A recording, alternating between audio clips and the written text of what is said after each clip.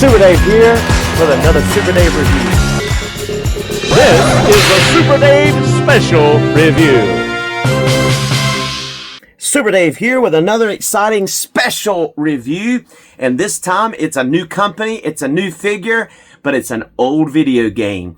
Do you remember in the 80s, the awesome video game? I used to play it at Showbiz Pizza Place when I was a kid, and it was Double Dragon. And then I loved it when it came out on the NES. Yes, I played that game for hours. I even loved using the passwords like up, up, down, down, left, right, you know, select, start, stuff like that to get more lives, and there was certain little glitches you could take advantage of hanging off the fence. I mean, do you remember some of that? Well, this is a nostalgia moment for me. That's why it's a special. Here is Billy from Double Dragon, and he is so cool. I never would have thought they would have made 1/12 scale figures of the Double Dragon. I didn't get his brother Jimmy because I'm just not, you know, trying to collect the whole line, I don't think. We'll see. We'll see. If I really like him, I may. But right now, I just wanted to take a look at Billy. He's the one I think I played the most. And, of course, they had Double Dragon 2, and that one was pretty good. And I think they even did another one. But, you know, there was a kind of a series. But the very first Double Dragon, oh, man, I can hear the music in my head. I just love playing that video game, especially on the NES. And here it is, finally, a look at Billy. It has like the dragon, you know, stuff going around the sides. It's got that logo that we're used to that came up, and then it had underneath, you know, select and start. You could play up to 2 players. You could be Jimmy and Billy, you know, if you had 2 players. There's a little write-up about Billy if you'd like to read that now. And, of course, there's 2 other characters. I know they have Jimmy already. I'm not sure about Willie. I don't even remember Willie. But there's a little picture of kind of the way it looked in the video game. You had elevators. You had ladders to climb. You had walls to climb. One of the really iconic things, if you didn't play it, that was... you know, before its time, even before Streets of Rage or any of the fighting games really, is that you could pick up knives, you could pick up barrels, you could pick up bats, and if the ladies had a whip, you could steal their whip, and you could always use those until the next section. They would disappear, you know, after the next section, before the next section. But they were just awesome, and I always loved that aspect of Double Dragon. So he comes with his bat and some of these things. So we're going to take a look at it over here in our little street scene right now. And here we are on the city streets, getting ready to take a look at our Double Dragons, Billy. And he is looking so cool. And let's first take a look at his accessories. All right, and our Billy comes with 4 sets of hands. He comes with a set of weapon-holding hands equipped. He comes with a set of balled-up fisted hands. He also comes with a set of grappling-looking hands with open palms, as well as a slap-you, fully open palm hand with a peg, which I believe works with our drum, which he also comes with. And you see there's a peg hole there, so he'll be able to hold his drum, which is very detailed. I love the way it's painted and the wash that's on there. It's really cool. So that, I just love the fact that it came with the drum, because that was one of the best weapons to pick up and destroy some of the larger, more muscular figures or characters in the game. And then he comes with not 1 but 2 switchblades. That's cool. I remember the bad guys throwing them. They would fly straight across the screen, and you had to knock out an enemy, and he would drop it, and then you'd have to pick it up. But they certainly also walloped a big blow against your enemy, and that was cool. And then he also comes with a bat, and this is a really nice grainy wood looking bat with a wrap on it, nice color shading throughout, really authentic looking. And then I had forgotten about this, but I do remember as you got further along in the game, some of the more advanced enemies as you got into advanced levels, throw dynamite at you and it would blow up. And that was a cool addition. So we get one of them. So isn't that awesome? All of those accessories, plus he's looking cool. Now, one of the things back, you know, in 32-bit, well, actually it was 8-bit, I believe, back then in NES, you couldn't really tell any features of the face. But, you know, on the video game, like per se, in the arcade, you could. And I think that's what this represents. See, player 1, you don't have Billy on there as player 2. It does on the back there. I mean, Jimmy. But it does have player 1 right there. And so, yeah, as far as going by that for the arcade, I think this is a really good face. It almost reminds me a little bit of Duke, the G.I. Joe Duke, the first one we got in Classifieds. Obviously it's not, but it just kind of favors him, I think. But I think he's looking really cool. So now let's take a look at our Double Dragon Billy's Articulation. All right, bringing our Billy on in here. He is looking absolutely phenomenal. You can see that pose. He can get in with that bat, looking pretty authentic. And I really like that. So that's cool. I did heat up the hands so they could slide in there very easily. But let's go ahead and take a look at our Billy's articulation, starting with his head. He's going to be able to look up a really good amount there. He's going to be able to look down all the way. He's going to be able to get excellent pivot.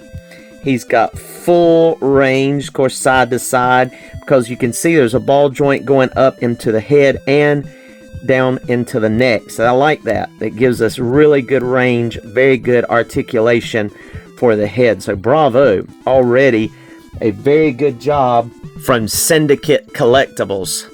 All right, moving on to the arms. You're going to be able to go up. Let's see. Oh, mercy. There has been a little bit of case where I felt like there's been some stuff a little bit stuck. Let me see what I've got going on here. Yeah, it's hitting up there. So that's as far up as his arms will go. So not quite a T-pose. If you notice here, there's a tab right there. And it blocks. That's an odd thing. But that little tab blocks. I don't know if that's something that could be snapped off. If they've, you know, almost looks like that was not removed properly from the factory. Let's see if there's one on this side too. Yeah. Looks like there's... Not sure if that piece is even supposed to be there. But yeah, that hinders the shoulders from being able to go up all the way. That's interesting. He will be able to go full 360. He does have bicep swivel, as you can see there. He does have double jointed elbows, which gets good range. And before we go on to the shoulders a little bit more, this is really nice. We actually have a ball joint. So depending on which way you have that ball turned, depends on whether you get vertical or horizontal hinge. That's the reason he's able to hold the bat so well. Does have kind of small pegs for a action figure this size. You know, would have expected maybe a little bit bigger, but it looks like if you're careful, it won't break off too easily. But one of the things I wanted to show you is that there is, and I'll go ahead and remove this overcoat part so that you can see it really well. There is a butterfly joint. Now you can see that you can remove the jacket. It's real soft. It's plastic, rubbery plastic, but it's soft, a denim look. Crop top, really, or not crop top, but cropped arms, cropped sleeves with little snaps, really nice detail. But let me show you this. There is an actual butterfly joint. You can see that they're all the way back there. And then you can shift them forward to go all the way forward. You can see the gappage. You can actually see the workings down in there. It almost looks like there's a metal piece holding them in, which that's pretty nice. But yeah, got some pretty good, pretty functional. It's not like you're not going to be able to cross completely over, but it is going to let you go about that far like that, so you can do the bat and that kind of stuff when you angle the wrist right. So you can see how that works. So yeah, There's not an up and down shift, but there is a back and forth shift. It even kind of clicks when you move it. And mine was frozen. I had to kind of break it loose because I didn't even think there was one, and then I could see it. So that's really neat. It's actually a peg going down in there, and then a peg going in there. And that may be the way most of them work, but I'm just not, that familiar with it. That's interesting. I will notice, and I don't like this because it really made it difficult to get the lighting right earlier from a distance, but this is painted, whereas probably the chest was all white, and they painted this part here, and it doesn't match the neck, the face, or the arms. And you can probably see that here in this lighting. It's a totally different color, so I don't like that. But while we're here, let's go ahead and look that he can crunch forward about that much. He can bend back a really good amount. He does not have a ball joint here. It kind of felt like maybe there was a little bit of a ball joint there, but I don't think it is. It's pretty much just a swivel. That's all it'll do anyway. This belt, this diaper piece, so to speak, this belt is a soft overlay. All right. He will get full splits. But these legs are really tricky. This side is not as easily done, but this side gets fairly decent thigh rotation because of the ball joint. This one, when I do it, it almost pops off every time I do it. So I don't know what's the deal with that one. I may have to put a little bit of, I don't know if I need, something to stiffen the joint or to loosen the joint. But either way, it pops off if I do it too much. But here, that's the only thigh rotation you get. You don't even get boot cut, which is a little bit of a hindrance for doing leg articulation. It would have been nice if either there had been a break here, even though it would have broken up the aesthetic, or at least a break here at the, they could have hidden it very easily at the boot. But they didn't give us either of those. And there's no drop down method, but he will kick up a really good amount there, as you can see. He also has double jointed knees, and they're kind of clunky. They're not like the best knees in the world, but they'll do all right. And you can see that the joint is a very different color than the shaded, black wash that's on these jeans, denim jeans. He'll go back and not quite able to kick his own behind. It stops about right there. And like I said, there's no boot cut, but he will be able to go basically full tiptoes. His boot will go all the way up, and there are excellent rockers with a peg hole in the bottom, so that is a good thing. Let me go ahead and put his sleeveless jacket back on him here so you can get the total picture here, because now that we've looked at all of his articulation, I was going to show you that with those hands, you can easily hold the knives, like so. You can easily hold the dynamite, like so. Get ready to toss that stuff, like that. Doesn't come with a whip, but we may get a woman later on, and may be able to, use her whip. I don't know. Usually it was the women that had the whip. Let me go ahead and remove this and plug in this open hand here. Kind of tight. That's why I'm always afraid of breaking pegs on figures like this, because when the peg breaks, that's it. And put this one on there as well. See how small those holes are up in there. I didn't warm it up, but it's not that cold in here right now, so I'm going to go ahead and chance it here. Alright, let's go ahead and get this drum. I think I've got that in there good enough, but let's see. We can go ahead and peg that in. And see, turn that hand, raise that up, maybe put it around there like that. And you can see that he is able to hold up that drum. He's able to lift that drum. Now, I believe in the game, the way he did it was like this. So we'll do it the way he did it in the game, like that. He would do it like that and throw it, forward. He would throw it forward at the people. he would lift it up over his head and he would throw it. So, you know, however you want to do it. But that's really neat that he can hold that drum like that with that peg going in there. So that was smart. I like that. I've already shown you how he can put the bat in his hand.